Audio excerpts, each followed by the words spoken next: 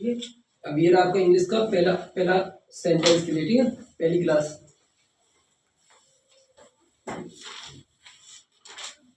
ये देखिए, इससे पहले मैंने बेसिक बहुत ज़्यादा समझाया हुआ है और बेसिक के बहुत सारे हो सके तो मैं आपको वीडियो भी डाल दूंगा।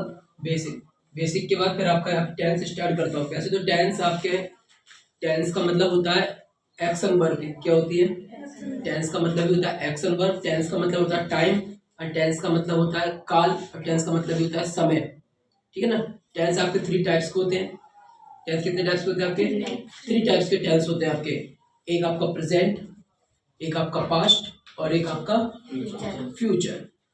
प्रेजेंट की हम टेंस की हम बात करें तो मैं आपको एक एग्जांपल देके बता सकता हूँ। जैसे कि आपका टुडे, बीच में ले लिया आप टुडे, जो अभी आपका वर्तमान में चल रहा है, जो आपका चल रहा है वो क्या है? आज। जो बीत चुका है वो यस्टरडे, वो बीत चुका है जो यस्टरडे, और जो आने वाला है वो टुमारो। और हम कहाँ जी रहे हैं? बीच में। हम कहाँ जी रहे हैं? बीच में। हमारे लिए प्रेजेंट में ही हम लोग अपनी लाइफ कर रहे हैं। हम जो खो चुके हैं, जो इसको हमने स्पेंड कर चुके हैं वो पास्ट है हमारा। जो भी अब आने वाला है वो क्या है? हमारा फ्यूचर। समझ में आ गया? तो हम प्रेजेंट टेंस का, जो कि बहुत ही ज्यादा मोस्ट इंपॉर्टेंट है, बहुत ज्यादा टेंस इसका आता है पेपरों में।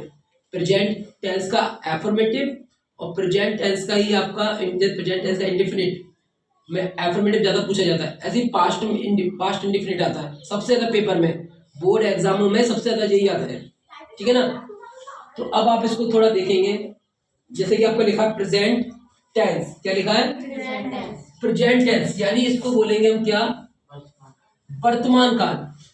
क्या बोलेंगे इसको हम? वर्तमान काल। प्रेजेंट टेंस में भी टाइप्स है। एक है present indefinite, present continuous, present perfect और प्रेजेंट परफेक्ट कंटिन्यूअस।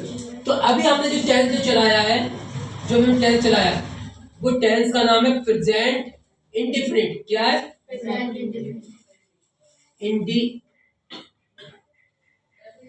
इंडेफिनिट। क्या नाम है इसका? जिसको हम बोलते हैं समान वर्तमान काल। क्या बोलते हैं?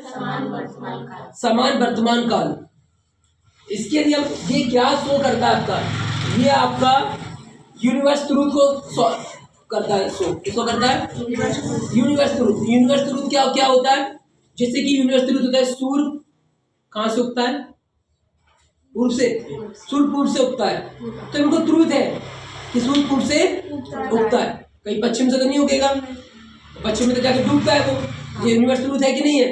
यूनिवर्स ट्रूथ ये भी है कि पृथ्वी सूर्य के चक्कर लगाती है, ये भी यूनिवर्स ट्रूथ है। ये सारी जो यूनिवर्स ट्रूथ है जो आपकी, वो प्रेजेंट में आती है। किस में आती है? प्रेजेंट। ठीक है ना। प्रेजेंट इंडेफिनिट में हैबिट्स बताता है। क्या बताता है? जैसे कि मैं आपने बोला तुम, मैं 2 रोटी खाता हूँ। अभी ना तो आपने खाई है ना अभी खा चुके हैं। आप क्या बता रहे हैं? सिर्फ अपनी क्वालिटी बता रहे हैं। क्या बता रहे हैं? अरे मैं तो 2 रोटी खा लेता हूँ, मैं तुम्हारा जाता हूँ, मैं तुम्हारा ये करता हूँ, वो करता हूँ। तो समझे, अपनी क्वालिटी बताई जाती है इसमें। क्या बताई जाती है? क्वालिटी। और कैपेसिटी भी बताई जाती है इसमें। किसकी बताई जाती है? अरे मैं तो कर सकता हूँ भैया, मैं तो ये कर सकता हूँ। ना तो भी आपने लड़ा है ना आप लड़ चुके, बस अपनी क्या बता रहे हैं? आप कर सकते हैं, अपनी कैपेसिटी बता रहे हैं। तो इसमें भी आप प्रेजेंट इंडेफिनिट का ही यूज करते हैं। समझ में आ गया? इसकी पहचान ये है, हिंदी में इसकी पहचान देखी जाए तो वाक्य के अंत में ता ती ते आदि शब्द आता है। ता है, ती है, आदि शब्द आता है। यदि हम सिंगुलर सब्जेक्ट की बात करें, सिंगुलर सब्जेक्ट आपका होता है एक वचन। क्या होता है? इसलिए हम ही, सी, इट, नेम। ही के लिए, ही मान होता है वह जो हम मेल के लिए यूज करेंगे, और सी मतलब होता है, सी मतलब वह होता है, इसका हम किसके लिए यूज करेंगे? अब आया आपका इट का यूज हम करते हैं निर्जीव के लिए। किसके लिए करते हैं? थिंग्स के लिए। किसके लिए करते हैं? थिंग्स के लिए यूज किसका करते हैं? इसके लिए, किसके लिए? थिंग्स के लिए। थिंग्स के लिए भी करते हैं, प्लस एनिमल के लिए भी करते हैं। किसके लिए? एनिमल कौन से एनिमल के लिए? वाइल्ड एनिमलों के लिए भी। किसके लिए यूज करते हैं? वाइल्ड एनिमल के लिए भी यूज करते हैं। पेट के लिए कभी कभी हम ये ही सी भी लगा देते हैं। तो वाइल्ड एनिमल के लिए भी हम इट का यूज करते हैं। और नेम तो आपका नाम ही है, जैसे आप सब जानते हैं, राम, श्याम, राधा वगैरह शब्द हो गया। तो ये आपका क्या हो गया? Singular subject. क्या हो गया? इसमें जो नाम है ये आपका नाउन है। क्या है? नाउन है। और जो आपका ही सी इट है ये आपका प्रोनाउन है। क्या है? प्रोनाउन है। समझ में आ गया? अब आया आपका प्लूरल सब्जेक्ट, क्योंकि नाउन और प्रोनाउन ही आपके सब्जेक्ट बनाते हैं। नाउन और प्रोनाउन ही सब्जेक्ट बनाते हैं। अब आपका है प्लूरल सब्जेक्ट। प्लूरल सब्जेक्ट की हम बात करें तो आई, इसी टेंस में, इस टेंस में आई प्लूरल होती है। क्या होती है? इस टेंस में आई क्या होती है? प्लूरल होती है। प्रेजेंट में आई क्या होती है? प्लूरल होती है। आई मतलब मैं, यू मतलब तुम या आप, बी मतलब हम, और दे माने वे। ठीक है? अब रूल देख लो, सब्जेक्ट V5 SES या IS, ये हमें यूज करना है किसके लिए? यदि सब्जेक्ट आपका सिंगुलर हुआ। क्या हुआ? यदि आपका सब्जेक्ट सिंगुलर हुआ तो आपका ये यूज करना है। यदि आपका सब्जेक्ट प्लूरल हुआ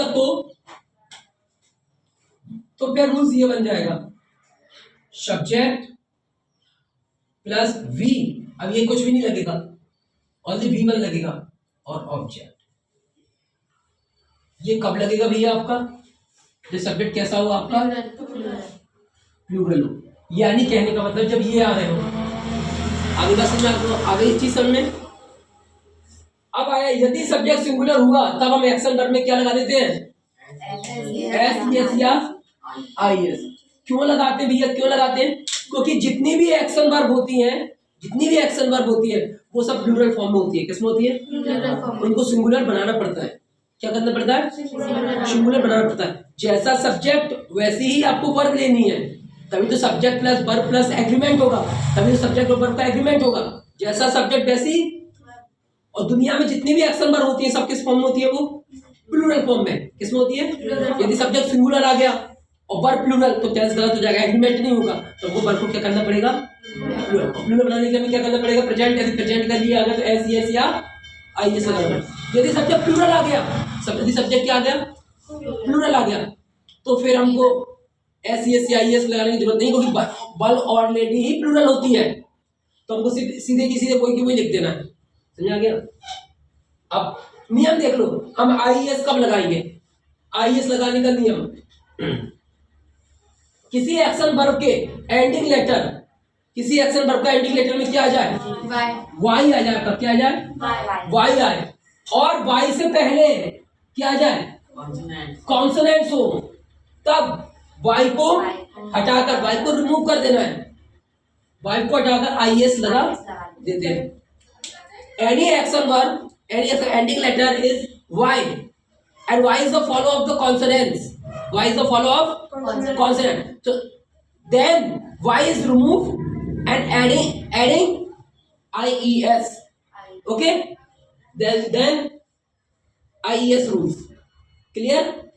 And next, जैसे for example, जैसे cry मतलब क्या होता है? चिल्लाना। कभी रोना भी उसको यूज करते हैं। बी माने रोना होता है, वैसे कुछ डिक्शनरी में रोना भी लिखा है। चलो ठीक है। क्राई में होता है क्या? चिल्लाना। तो एक्शन हो रहा है चिल्लाना, तो वाई की क्या रहा है? क्या रहा है एंड में? और वाई से पहले क्या रहा है? आर क्या है आपका? कॉन्सोनेंट। क्योंकि मैंने यहाँ लिख दिया, देखो इंग्लिश अल्फाबेट में 26 लेटर होते हैं। कितने होते हैं? 26। जिसमें ए से लेके जेड तक ये सब होते हैं। कितने होते हैं? 21 होते हैं। कितने होते हैं? सॉरी 26 और 26 होते हैं। क्या होते हैं? 26। जिसमें आपको इसमें वॉवल्स कितने होते हैं? 5। जिसमें ये वॉवल्स होते हैं वो 5 होते हैं। कितने होते हैं? 5। और बाकी जो बचे यहाँ से लेके बी से लेके जेड तक वो कितने होते हैं? 21। समझ में आ गया? ये नहीं आना चाहिए बस बीच में, वाई से पहले ये नहीं आना चाहिए, वाई से पहले वॉवल्स नहीं आना चाहिए। बाकी सब ये आएंगे तो आपको वाई को हटाकर आपको क्या लगा देना है? IES का यूज कर लेना है। वही मैंने किया हुआ है। आप ES लगाने का नियम, ES लगाने, किसी एक्शन वर्ब के एंडिंग लेटर में यदि O हो, CH हो, TH हो, SS हो या Z हो आए, तब आपको क्या करना है? तब आप उनके साथ क्या लगाना है? आपको ES लगा देना है। Any action verb ending letter is O, CH, SS and Z, TH। ठीक है? ओके। And adding ES। देन कब? Why? क्यों? Subject is the singular. यदि सब्जेक्ट सिंगुलर रहा आप समझ चुके हैं। किसी एक्शन वर्ब के एंडिंग लेटर में क्या आ जाए आपका, यदि OICHI THI तब आपको उनके साथ क्या लगा देना है, ES लगा देना है। जैसे फॉर एग्जांपल गो का एंडिंग लेटर क्या है, O, और सब्जेक्ट आ जाए आपका सिंगुलर, तो आप क्या कर देंगे, इसको सिंगुलर बनाने के लिए ES लगा देंगे। गो मान होता है जाना, जैसे अब इसे ES लगा देंगे, क्या हो जाएगा, जाता है। जैसे क्राई मान होता है चिल्लाना, ES लगा देंगे, चिल्लाता है। समझ में आ गया। नोट डाल देखो, नोट देखिए, देखो यहाँ पर प्रत्येक एक्शन वर्ब प्लूरल फॉर्म में होती है। किसमें होती है, यहाँ पर देखो, प्रत्येक एक्शन वर्ब क्या होती है, प्लूरल फॉर्म में होती है। और V5 का यूज, V5 यानी V5 का मतलब है सिंगुलर वर्ब। V5 का यूज हम केवल कहाँ करते हैं, प्रेजेंट इंडेफिनिट के एफर्मेटिव में। कहाँ करते हैं, प्रेजेंट इंडेफिनिट के एफर्मेटिव में V5 का यूज करते हैं। V5 आपका कहीं यूज नहीं होगी, V5 सिर्फ आपकी यूज होगी प्रेजेंट इंडेफिनिट का एफर्मेटिव। एफर्मेटिव क्या होता है, सकारात्मक बात, जिसमें नहा नहीं वगैरह कुछ भी नहीं आ, सीधे सीधे आए। जैसे वह स्कूल जाता है, वह खाता है, वह रोता है, सब क्या आपके एफर्मेटिव। इसमें आपका क्या आएगा, ES, सॉरी SES या IS V5 आएगा, ठीक है। अब बाकी आप जो बच गया, अब ये दोनों रूल्स जहाँ फॉलो नहीं हो रहे हो तो वहां हम क्या लगाते हैं, S। ज्यादातर IES और ES का रूल्स नहीं लगता, तब हम क्या लगाते हैं, क्या लगा देते हैं, S लगाते हैं। और इसमें कुछ बात भी है, एक्सेप्शन भी है, तो वो हम नेक्स्ट जब हमने आपको थोड़ा और आपका सेंटेंस क्लियर हो जाएंगे, फिर आपको क्लियर करूंगा मैं, ठीक है। अभी तो आपको टेंस बनाने के लिए आपका स्टार्ट हो जाएगा। अब जैसे आपका सेंटेंस आ गया, क्या आ गया, सेंटेंस। जैसे सेंटेंस लिखा है, सब सेंटेंस बनता कैसे, सेंटेंस के 3 रूप होते हैं। सेंटेंस बनने के 3 रूप, एक आपका सब्जेक्ट, दूसरा आपकी और तीसरा मतलब एडवर्ब या फिर एक्शन वर्ब, या तो और लास्ट का क्या होगा आपका ऑब्जेक्ट। सेंटेंस सबसे पहले आएगा सब्जेक्ट, क्या आएगा, दूसरे पे क्या आएगा, हेल्पिंग वर्ब या एक्शन वर्ब। किसी सेंटेंस में हेल्पिंग वर्ब होती है, किसी में नहीं होती, सीधे एक्शन वर्ब होती है। और फिर लास्ट में ऑब्जेक्ट, यानी सब्जेक्ट को तुरंत अपने साथ क्या चाहिए, वर्ब। क्या चाहिए, सब्जेक्ट प्लस वर्ब।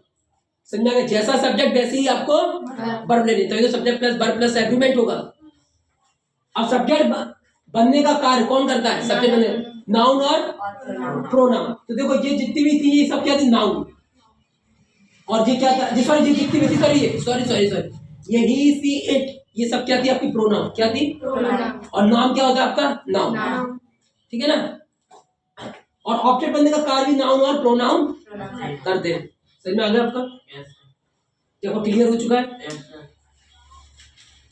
ये आपका इंग्लिश बनाने का आपका स्टार्ट हो चुका है, ठीक है।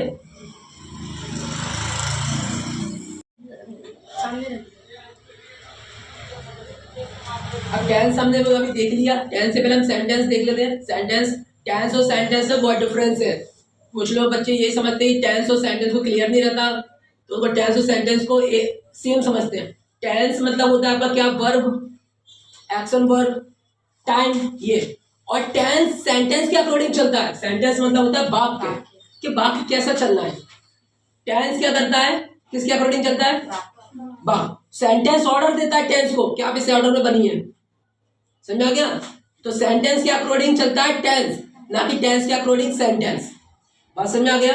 अब देखिए सेंटेंस के टाइप्स कौन कौन से। जैसे पहला एफर्मेटिव, क्या है, एफर्मेटिव मतलब होता है सकारात्मक।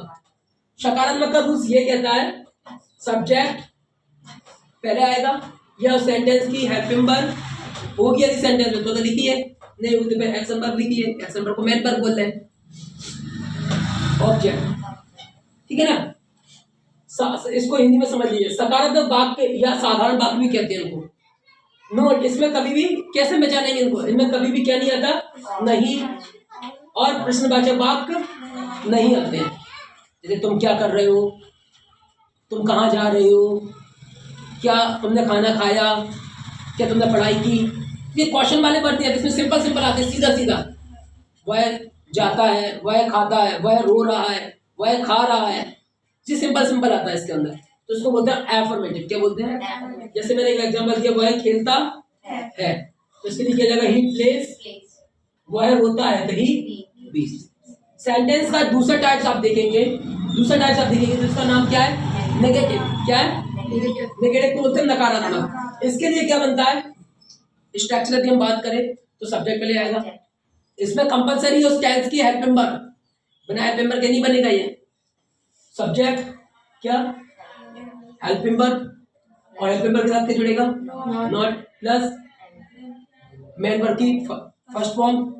मेन वर्ब की फर्स्ट फॉर्म भी नहीं, मेन वर्ब तो आती है, मेन वर्ब कभी कभी जैसे प्रेजेंट परफेक्ट में मेन वर्ब क्या, चाहे सेंटेंस नेगेटिव हो चाहे वो एफर्मेटिव हो, थर्ड फॉर्म ही चलती है।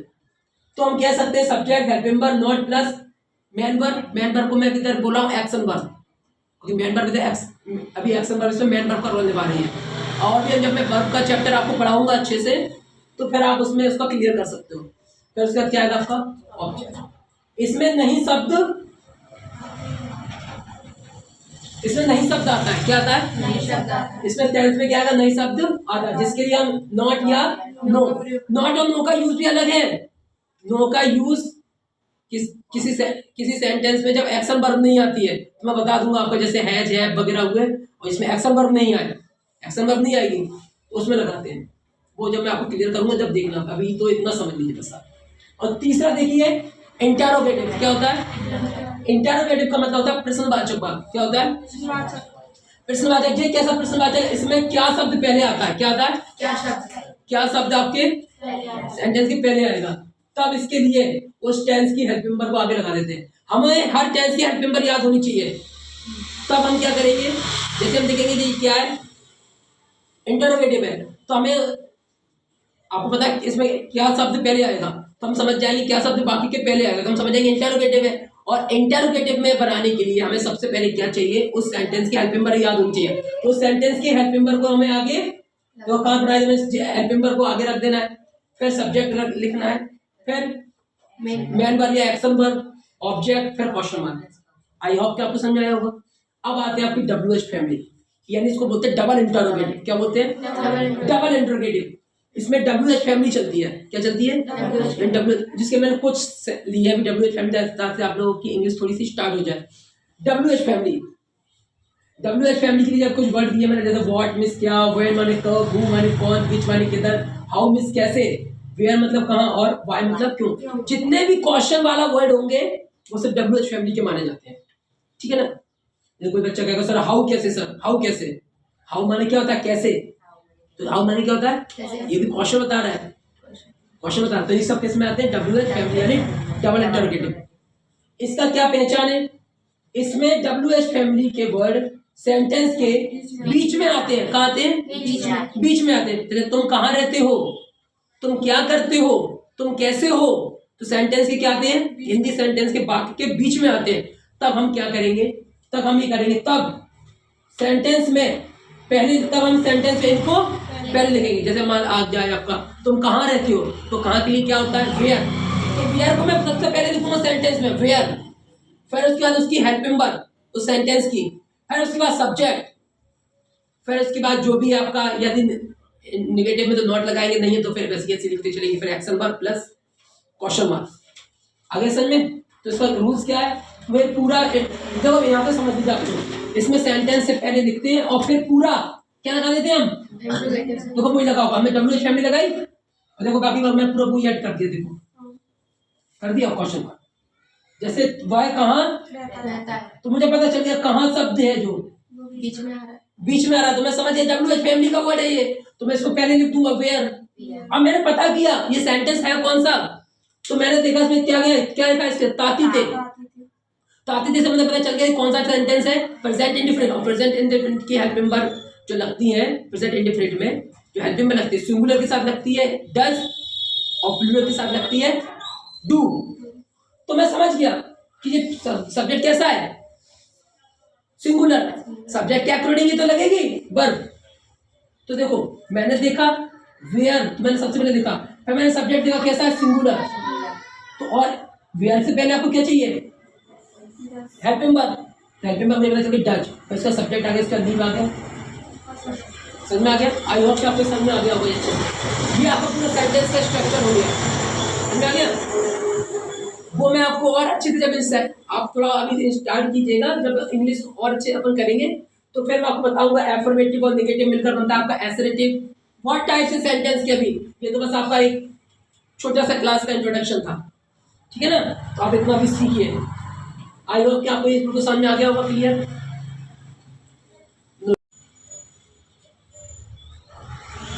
अभी आपने टेंस देख लिया, सेंटेंस के टाइप देख लिए। अब हम दोबारा किसके आते हैं, प्रेजेंट इंडेफिनिट। फिर किसके आते हैं, प्रेजेंट इंडेफिनिट।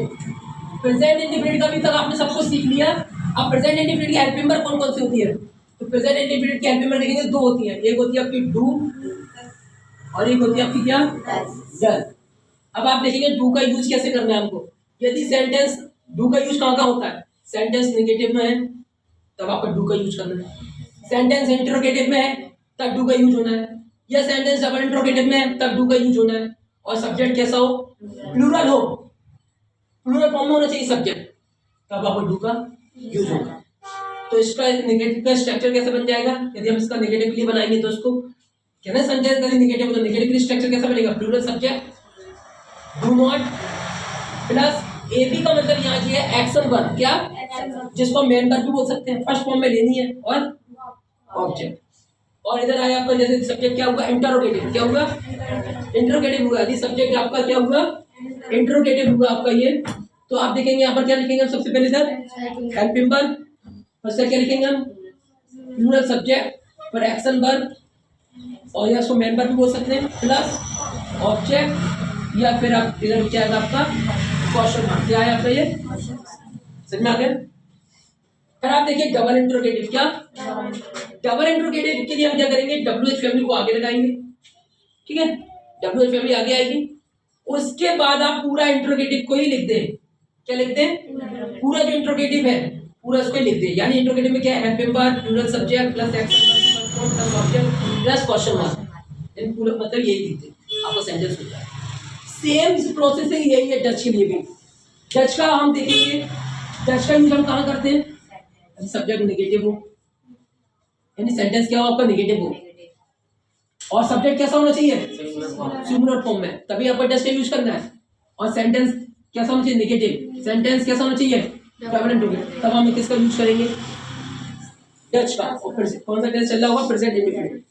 इसका नेगेटिव का स्ट्रक्चर आप देखेंगे, subject does not, action verb की, एक्शन वर्ब या मेन वर्ब की first form plus object plus यौगिक प्लस, और बाकी सब आपको यही लगा देना है, जहां आपको प्लूरल सब्जेक्ट दिखाई दे रहा है वहां पर सिंगुलर सब्जेक्ट लिख देना है, बाकी सब पूरा सेम यही रूल्स रहेगा। आई होप कि आपको समझ में आ गया होगा।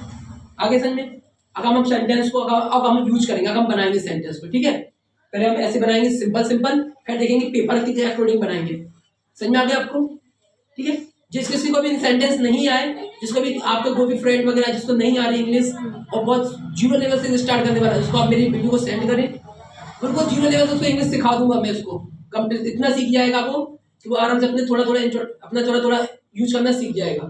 समझ में आ रहा है, आप लोगों को समझ आया पूरा ये, ठीक, नोट कर लीजिएगा उसको।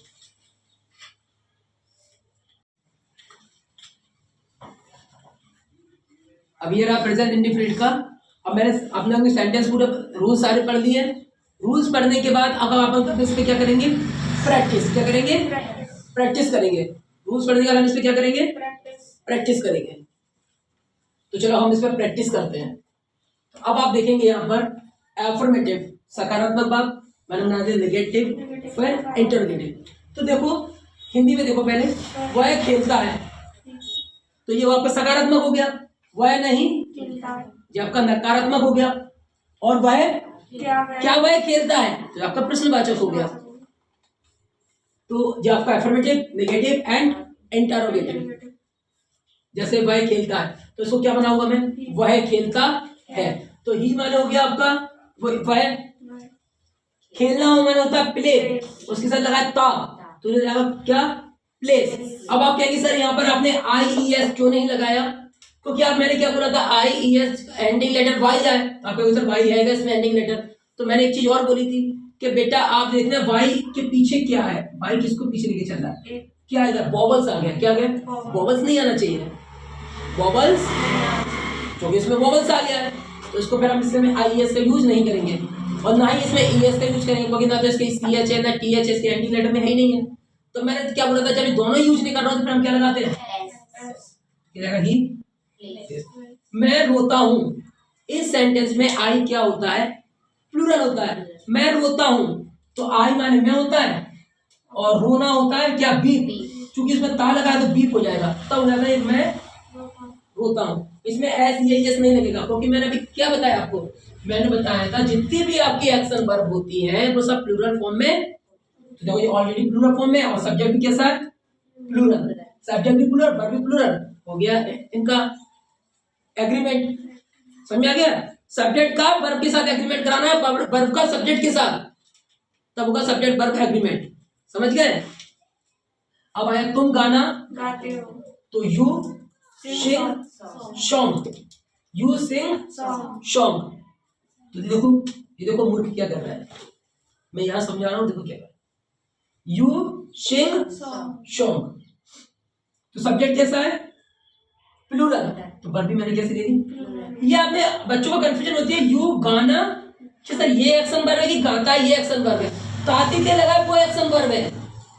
गाना, एक गाना होता है जो देखा वो नाउन होता है, एक गाना होता है जो हम गले से निकालते हैं, गाते हैं, वो एक्शन कर रहे हैं, क्या कर रहे हैं, जो हमारी बॉडी के द्वारा हो वो सब एक्शन है। ठीक है, तो क्या जाएगा, यू सिंग सॉन्ग। मैं आपको पढ़ा रहा हूं, ये भी एक्शन है, इसी को हम किसमें चेंज करेंगे, नेगेटिव में। वह नहीं खेलता है, तो अब मैंने अभी क्या बताया था आपको, जब भी आपका प्रेजेंट इंडेफिनिट का प्रेजेंट इंडेफिनिट आएगा तो उसकी दो हेल्प मेंबर होती हैं, डू या डज। डज का यूज करना है आपको किसके लिए, सिंगुलर के लिए, और डू का यूज करना है आपके लिए। और आप जानते हैं डज और डू का यूज सिर्फ नेगेटिव, इंटरोगेटिव और डबल इंटरोगेटिव में यूज होता है। तो आप देखेंगे नेगेटिव आ गया, वह नहीं खेलता है, तो सबसे पहले क्या आएगा, सब्जेक्ट, और उसके हेल्प मेंबर, नेगेटिव में तो हेल्प मेंबर आ गए, और फिर नॉट प्ले। इसके बाद फिर क्या आती है, एक्शन वर्ब की फर्स्ट फॉर्म ही आती है। अब इसमें एस ई एस मत लगा देना, ठीक है ना, क्योंकि एस ई एस जो भी आता है आपको कहाँ लग गया, वो आपके आगे। मैं नहीं रोता हूँ, सब्जेक्ट ये कैसा प्लूरल है, प्लूरल के लिए क्या आएगा, do not, I do not be. तुम गाना नहीं गाते हो, you do not sing song.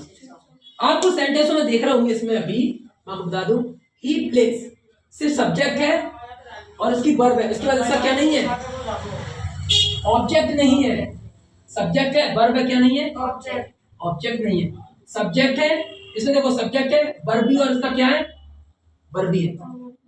तो मैं जब आपको वर्ब का चैप्टर और अच्छे से डिटेल से पढ़ाऊंगा तो इसको, इस सेंटेंस को बोलते हैं इंट्रांसिटिव वर्ब। कौन सा सेंटेंस है ये, इंट्रांसिटिव। और जिसके साथ आपका ऑब्जेक्ट आ जाए उसको बोलते हैं ट्रांसिटिव वर्ब। क्या बोलते हैं, जो बात का आपका है, बात की क्लास देखेंगे, पर इसमें इतना समझ नहीं, इसको अभी कोई पूछे कौन सा सेंटेंस है तो आप क्या बोलेंगे, यदि वर्ब में देखा जाए तो इंट्रांसिटिव। क्या है, तो क्यों इंट्रांसिटिव, क्योंकि इसके बाद वर्ब के बाद उसका क्या नहीं है, वर्ब के बाद क्या नहीं है, वर्ब का ऑब्जेक्ट तो होगा ट्रांसिटिव। आई होप कि आपको क्लियर हो गए मेरे डाउट्स। अब देखो, अब आया आपका क्या, इंटरोगेटिव यानी प्रश्नवाचक। क्या वह खेलता है, क्या अगर क्या वह, क्या शब्द पहले आ गया तो हम इसको छुपा लेंगे, हम देखेंगे वह खेलता है, तो लास्ट में क्या ताती थे, हमें पता चल गया सेंटेंस कौन सा है, प्रेजेंट इंडेफिनिट का है। और प्रेजेंट इंडेफिनिट क्या सेंटेंस है, वह है, वह है ना, तो हम जानते हैं सब वह है, तो उसका डज आ गया आएगा, क्या आएगा, डज, इसका सब्जेक्ट ही प्ले। अब देखो वो है डज ही प्ले, इसको छुपा लीजिए। क्या मैं रोता हूँ, तो बस डू को आगे लगा, बाकी सब वही लिख दो, डू आई बी। डू क्यों आया, क्योंकि क्या प्लूरल है, तो इसलिए डू आएगा। क्या तुम गाना गाते हो, बट डू आगे लगा दो, बाकी वही लिख दो, यू सिंग क्वेश्चन मार्क, बाकी सब वही रहेगा। समझ में आ गया, आपको समझ में आ गया, समझ में आ गया आपको ये, ठीक है।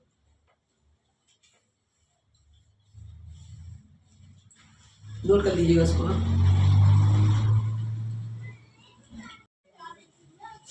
चलिए यहाँ पर देखिए, ये आपको कुछ मैंने सेंटेंस के बना के दिया आपको, ठीक है, इस प्रकार के अकॉर्डिंग आपके पेपर में आता है, ठीक है ना। तो अब आपको थोड़ा नॉलेज हो चुका है, तो आप इस प्रकार से इसको देखेंगे। जैसे राम, राम क्या आपका सब्जेक्ट है और राम क्या आपका सिंगुलर है, क्या है, सिंगुलर। तो सिंगुलर सब्जेक्ट है, उसके साथ क्या आएगा, सिंगुलर चीज आएगी, क्योंकि नॉट लगा हुआ है, क्या लगा हुआ है, तो हम समझ जाते क्या होगा ये, सिंग सॉन्ग, और सिंग सॉन्ग भी लगा हुआ है, सिंग सॉन्ग यानी प्रेजेंट इंडेफिनिट है, हमको पता कर लिया, क्या पता किया, राम है, नॉट भी लगा हुआ है और वर्ब की फर्स्ट फॉर्म लगी हुई है, तो समझ प्रेजेंट इंडेफिनिट है। तो हम ये देखेंगे इस तो आएगा ही नहीं, क्योंकि इस तो जब आता है जब वर्ब की फोर फॉर्म हो, जब वर्ब के साथ आईएनजी लगा होता, और ठीक है ना, तब आता। ये तो क्लियर हो गया। डू आएगा नहीं, डू क्यों नहीं आएगा, क्योंकि डू तो प्लूरल के लिए आता है, सब्जेक्ट कैसा है। अब बचा क्या आपका तो आपको बस थोड़ा थोड़ा भी नॉलेज होगा ना, तब भी आप इसको कर जाएंगे। समझ आया।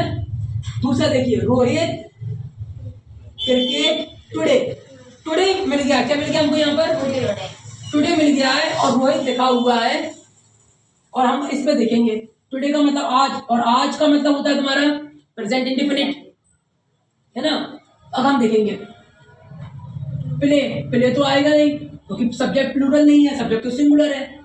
प्लेइंग नहीं आएगा क्योंकि सब्जेक्ट से पहले एस एम आर नहीं लिखा है, तो ये भी नहीं आएगा। अब क्या आएगा फिर, ये लग रहा है क्योंकि सब्जेक्ट ये है और वर्ब के साथ ये भी लगा हुआ, ठीक है ना। अब हो गया आई, आई क्या है आपका, प्लूरल, क्या है। अब देखेंगे आई के साथ क्या सकता है, आई के साथ बीपिंग तो आ नहीं सकता, क्योंकि नहीं आ सकता, कोई बीपिंग तो जब आएगा जब एम लगा होगा, कंटिन्यूअस होते कट हो गया। क्राइस आ नहीं सकता क्योंकि इसके साथ ईएस लगा हुआ है और सब्जेक्ट कैसा है, तो ये भी खत्म। बीप्स और बीप की बात हो रही है, बीप्स आ नहीं सकता क्योंकि सब्जेक्ट कैसा है, प्लूरल, तो ये भी कट। अब क्या आएगा, ओनली बीप आएगा आपका, ठीक है ना। Ram and Shyam play football today, ये काफी इंपॉर्टेंट बन जाता है आपका, क्योंकि मोस्टली बच्चे सोचता है राम और वो लगा देगा क्या, डज नॉट, क्या लगा देगा, डज नॉट, और ये गलत हो जाएगा। इस चीज को समझ लीजिए। सबसे पहले तो हम ये देखेंगे सेंटेंस किसमें है। देखो पहले आर नॉट तो आएगा नहीं, तो आर नॉट इसलिए नहीं आएगा, आर नॉट इसलिए नहीं होगा, वर्ब के साथ क्या लगा, आईएनजी लगा, फोर फॉर्म के साथ ही आर नॉट या इज नॉट या एम नॉट इनके साथ आता है, तो वर्ब में फोर फॉर्म तो लगे नहीं है, ये क्लियर हो।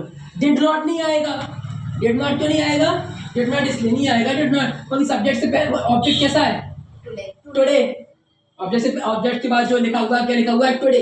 अदर वर्ड आपको बता रहा है टुडे मतलब आज, और जब डिड नॉट तो पास्ट को शो करता है, क्या शो करता है, पास्ट को शो करता है, तो ये तो नहीं आने वाला। ये कंटीन्यूअस को शो करता है, तो ये भी नहीं आएगा।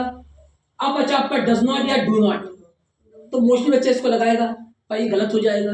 क्यों जाएगा, सुन लीजिए, एक सब्जेक्ट और दो सब्जेक्ट, तो आप ये याद रख लीजिए, कभी भी एंड से दो सब्जेक्ट जुड़े हों तो वो प्लूरल बन जाते हैं। आपने डेफिनेशन पढ़ा होगा, एक चीज को हम क्या बोलेंगे, सिंगुलर, जब दो हो या फिर दो से अधिक हो वो प्लूरल बन जाता है। क्या बन जाता है, two and more than, that is called plural. तो जब प्लूरल फॉर्म हो गया, देखो एंड से जुड़े दो सब्जेक्ट हैं, और देखो यहाँ पर एस ई एस भी नहीं लगा, हम इससे भी पहचान सकते हैं इसको। यदि यहाँ पर एस ई एस भी नहीं लगा, यदि ये सिंगुलर होता तो हमको एस लगा के देता कि नहीं देता आपको, तो ये भी क्लियर हो गया। तो ये भी क्या नहीं आएगा, आई होप आपको क्लियर हो गया होंगे। अब be a letter daily his friend, तो अब हम देखेंगे राइटिंग तो आ नहीं सकता क्योंकि इसमें क्या नहीं लगा, आर नहीं लगा, इस नहीं है, कहीं एम नजर नहीं आ रहा है। रॉट आ नहीं सकता क्योंकि रॉट तो आता है किसमें, पास्ट का इंडेफिनिट में आता है, किसमें आता है पास्ट। अब मैंने कैसे पता चला कि ये पास्ट इंडेफिनिट नहीं है, मैंने कैसे पता किया, क्योंकि इसमें वर्ड कैसा आ रहा है, डेली वर्ड लिखा आ रहा है, और डेली आपको क्या बताता है, हैबिट्स, क्या बताती है आपकी। तो मैंने सेंटेंस से पहले क्लियर कर दिया था, प्रेजेंट इंडेफिनिट आपका क्या बताता है, हैबिट्स को। जब आपके रोज लेटर लिखता है अपने फ्रेंड को, तो उसकी हैबिट बन गई है, ये रोज लिखता है वो, तो हैबिट्स आ गया, तो इसलिए रॉट नहीं आएगा। अब राइट्स भी नहीं आएगा क्योंकि सब्जेक्ट कैसा है, प्लूरल, सब्जेक्ट कैसा है, प्लूरल, तो राइट्स भी नहीं आने वाला। तो क्या बचा, जैसा सब्जेक्ट वैसी।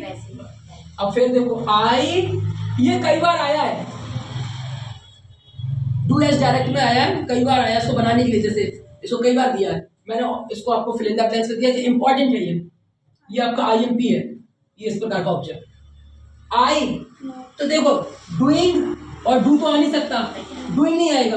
क्यों नहीं आएगा डूइंग, तो ये इसके साथ देखो, ये एक है, ये भी एक है और ये भी एक है, तो डूइंग और डू क्यों नहीं आएगा, डू तो चलो बनता है, तो डूइंग नहीं आएगा। क्यों नहीं आएगा, क्योंकि यहाँ पर क्या नहीं लगा, कहीं आपको एम नजर नहीं आ रहा है, क्योंकि ये तो आएगा, क्योंकि तो कंटिन्यूअस शो करता ही नहीं आएगा।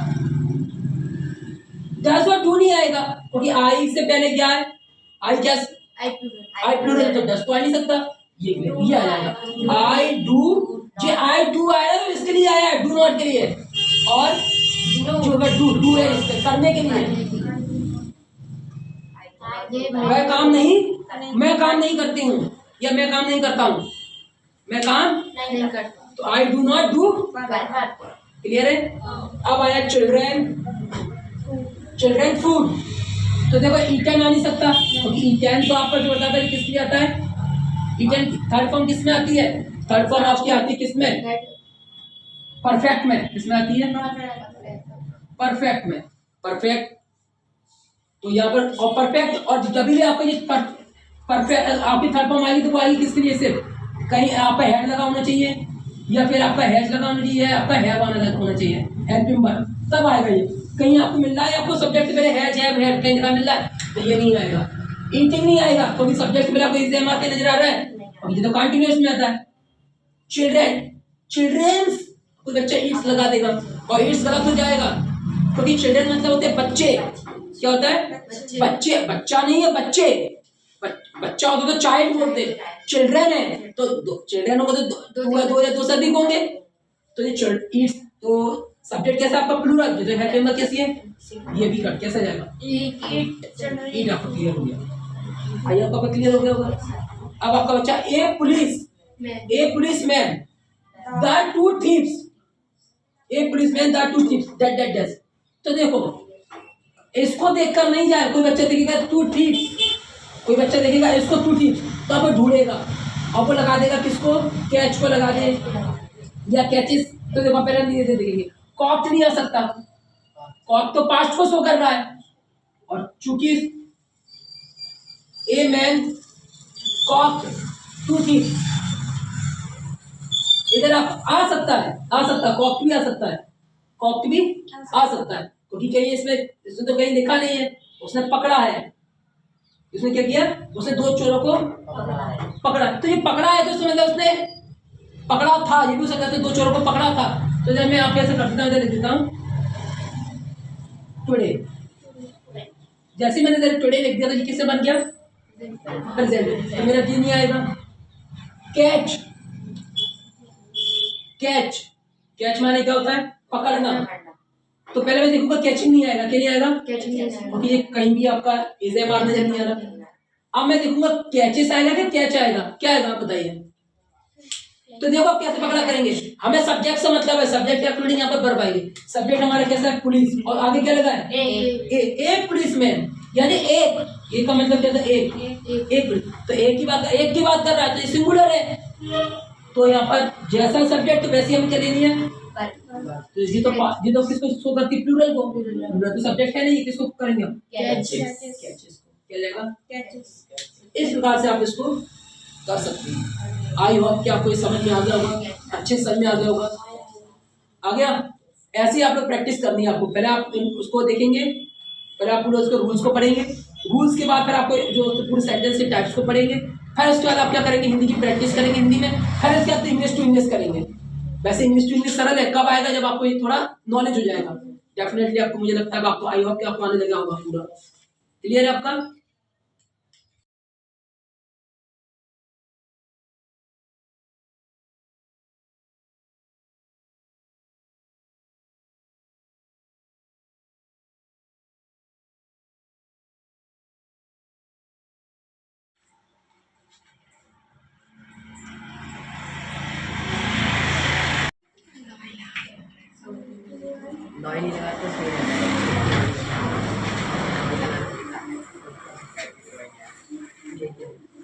Rap.